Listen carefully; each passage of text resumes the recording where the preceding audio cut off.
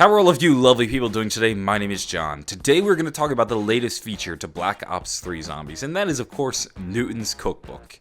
Jason Blundell, Mr. Blundyby himself, spoke about this and announced it in the Treyarch Holiday livestream, and it was recently added to Black Ops 3 Zombies. The days of going to Dr. Monty's factory, spinning the gobblegum machines, and praying you got a perkaholic are behind you, because now you can go to Newton's Cookbook and craft your own perkaholics.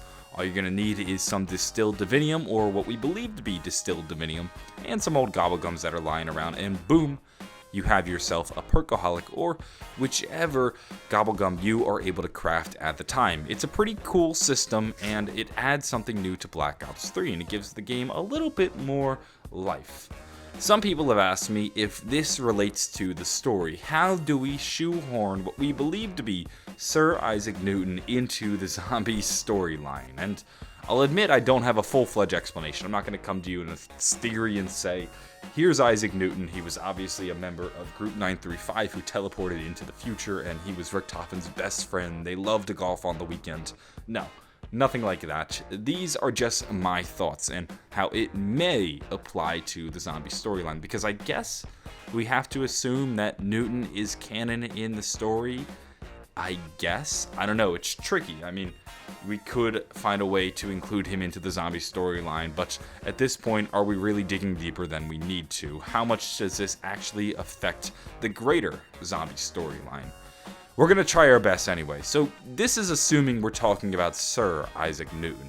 Perhaps we're not talking about Isaac Newton. We're talking about a different Newton. There could be somebody with the last name Newton. He isn't the only Newton in history, or the only Newton who could have ever have been born. So maybe there was a member of Group 935 or some other group with the last name Newton, and this is his cookbook. He was perhaps the one who came up with the gobblegums. That could very well be the case. There could be a scientist whom we've never met and maybe will be introduced in future iterations of zombies. Or we could be talking about Isaac Newton. Isaac Newton was interested in alchemy. Even Treyarch says this. They say when you open up the Newton's Cookbook that he was a crafty alchemist, and alchemy was something that interested Isaac Newton. It wasn't at the forefront of his research or the work that he was doing, but it was something he dabbled in. If you look through his archives and his library, he had an extensive collection of alchemy books.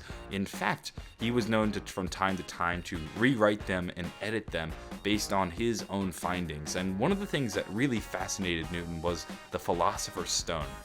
The idea behind the Philosopher's Stone was that it was a stone that would give you the ability to transform regular, old, useless metals into more valuable metals, such as gold. Now, as we know, the only way to really do that now is to just add more protons to the atoms, and boom, you can make your own gold, or I suppose take away. However, at the time, this was what every alchemist was sought after. They all wanted to discover the Philosopher's Stone, or they wanted to turn other elements into gold. Everybody wanted gold. That was the best way to get rich at the time. Become an alchemist and fool people into thinking you can create gold. Alchemy at the time was basically unstandardized chemistry.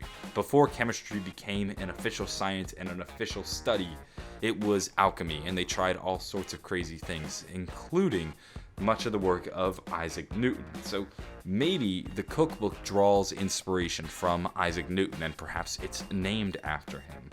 Now, some people would wonder, is Newton a character in the zombie storyline? Well, that's difficult. This is suggesting that Isaac Newton, who lived in the 17th century, was somebody who worked with element 115. Element 115 may not have existed. Actually, no, I suppose it did exist on the Earth at the time, but had it been discovered? Element 115 wasn't discovered until Maxis had found it in 1917, so how could have Isaac Newton have crafted these gobblegums? And bubblegum gumballs don't even exist in the 17th century, so it just doesn't seem plausible for Newton to be a character in the zombie storyline. And maybe there were alchemists who did work with 115, but then I'll remind you all that it was Maxis who discovered element 115 and then added it to his periodic table of elements.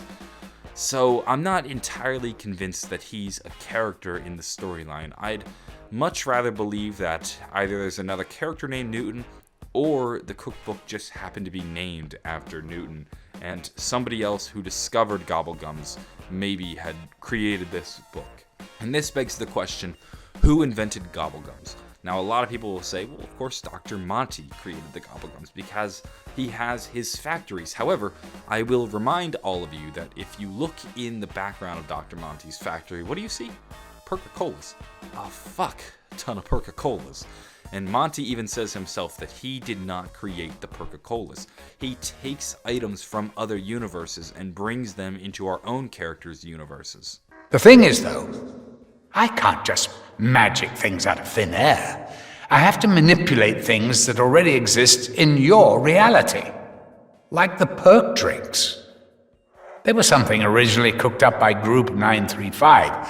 I just use them for my own ends.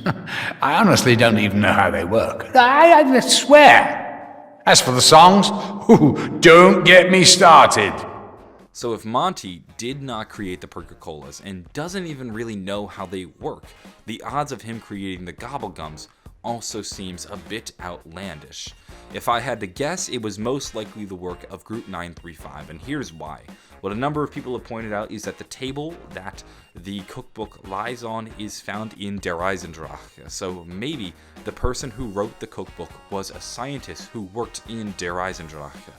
Could be Maxis, it could be Richtofen. Actually, it probably isn't Richtofen considering he never claims to have created these gobblegums, but it could have been a number of Group 935 scientists that made the gobblegums and then left their cookbook in Der Eisendrache, and that's why it's there on the table in Newton's cookbook. That's at least my thought. I suspect it is a Group 935 scientist and not Dr. Monty or Issac Newton, but maybe I'm wrong and it might be Newton. I'm just gonna throw that out there just in case through some weird twist of fate where Issac Newton teleports into the future and creates gobblegums that, I don't know, somehow that becomes canon in the zombie storyline. You never know. Stranger things have happened, I suppose. That's gonna wrap things up for this video. What do you think about Newton's cookbook? Do you think Newton made it? Do you think a character within Group 935 wrote this book? Where do you believe the gobblegums come from? Because this obviously brings up the question of who created the gobblegums, and I'd be interested to hear what you guys have to say. Maybe there's some information or some insight in the story that I'm neglecting. I'm gonna go though, have a wonderful day, and bye.